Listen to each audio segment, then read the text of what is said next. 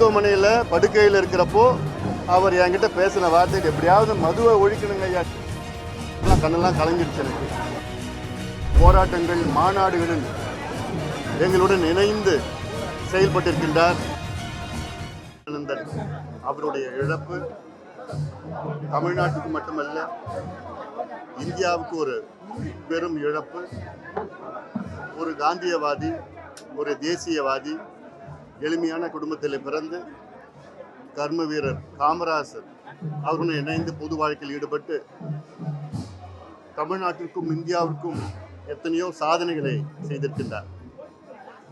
அதிலும் குறிப்பாக தமிழுக்காக, தமிழ் மண்ணுக்காக, மக்களுக்காக, மொழிக்காக, நம்முடைய இனத்திற்காக, அதே போன்று பனை மரம், பனை தொழிலாளர்களுக்காக, எல்லாவற்றுக்குமே எங்களுடைய மருத்துவர் ஐயாவுடன் இணைந்து, பாட்டாளி மக்கள் கட்சியினுடன் இணைந்து பல போராட்டங்களில் கலந்து மதுவை எப்படியாவது தமிழ்நாட்டை விட்டு ஒழிக்க வேண்டும் என்று பல மது ஒழிப்பு போராட்டங்கள் மாநாடுகளில் எங்களுடன் இணைந்து செயல்பட்டிருக்கின்றார். நடைபயணம் மேற்கொண்டார், உண்ணாவிரதம் மேற்கொண்டார்.